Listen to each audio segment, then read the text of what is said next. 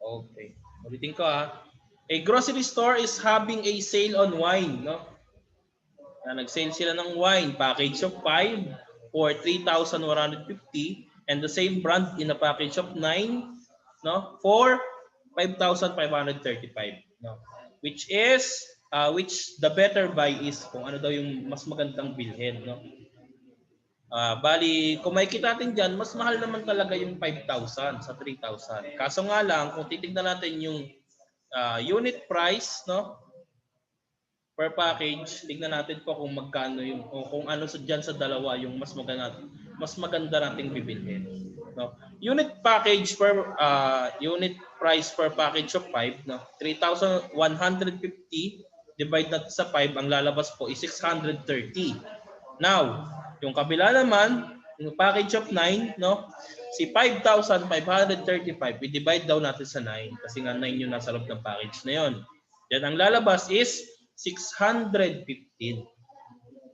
Kung ikukumpara po natin yung unit price per package, no, mas mataas pa rin po yung package of 5 na may 3,000. Then mas mababa naman ang unit price ni package of 9, no. Bali kung tayo ang tatanungin, kung makikita natin diyan, no, ang mas magandang bilhin is yung sa 5,000. 5,535. Kasi kung titignan natin yung per piraso nila, makakatipid ka po ng 15 pesos kaysa doon sa unit price per package ng 5, no? Yung 5 bottles of wine. May tanong po ba dito bago tayo mag-proceed, no? Thumbs up po tayo kung na-gets natin. Kung may tanong, magtanong. May tanong? Wala pong tanong? Okay, wala. Okay. Next, last example natin. Last example before tayo mag-end. Ayan. Pakibasa naman, Asinjente.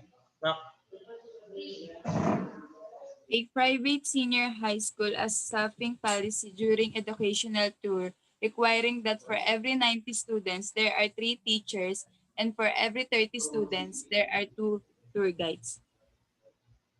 Ayan. Bali, yung letter A, dyan, titignan daw natin yung ratio ng students per teacher.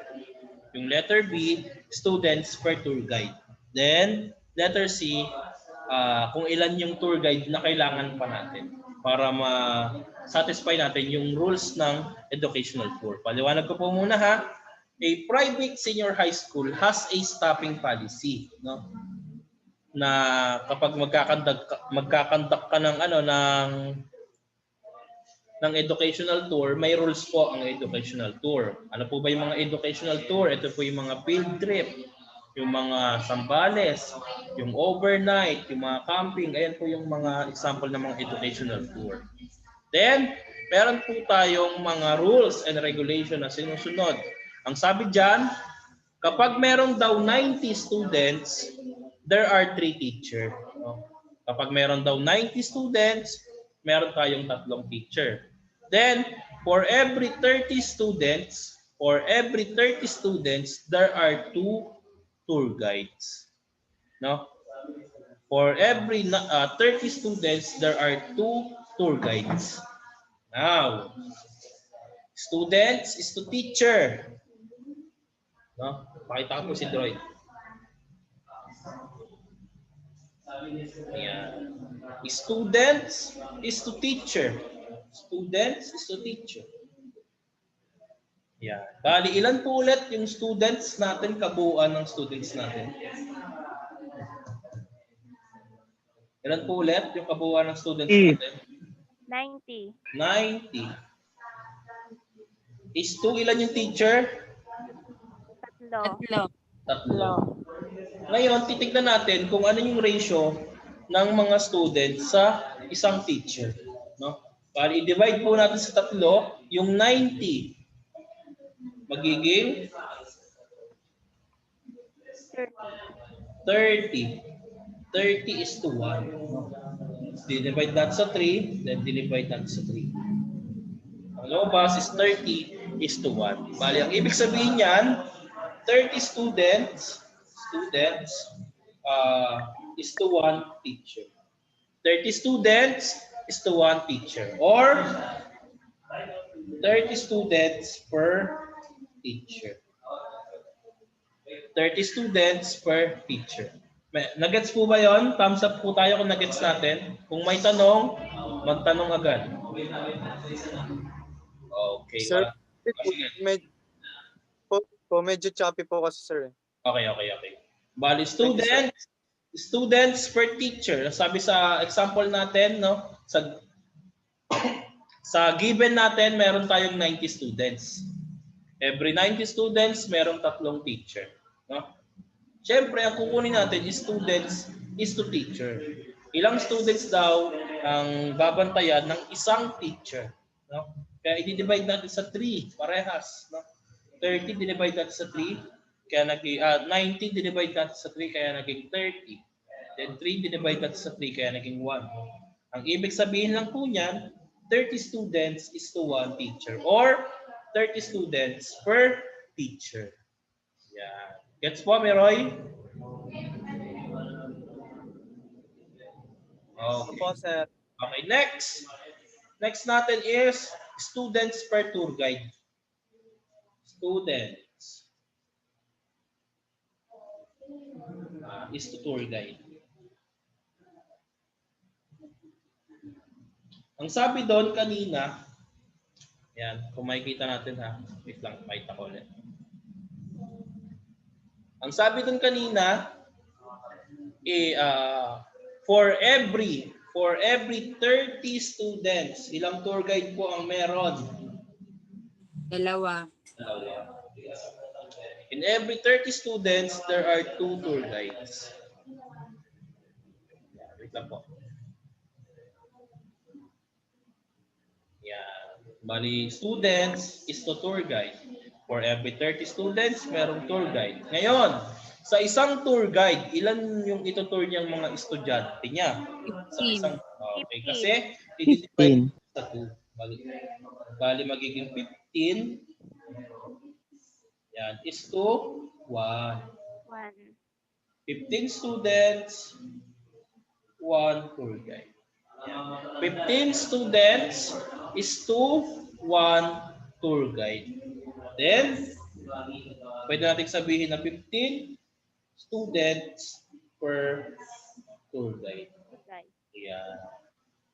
Next, last letter, letter C. Ito medyo crucial to ha. Makinig po kayong lahat. Last na to. Pinaka-last. Bali, ang sabi dyan, if there are 90 students, no, in each group, how many tour guides must there to satisfy the stopping policy? No? Ilang tour guides daw? How many tour guides? Yeah. Pakita ko po si Droid.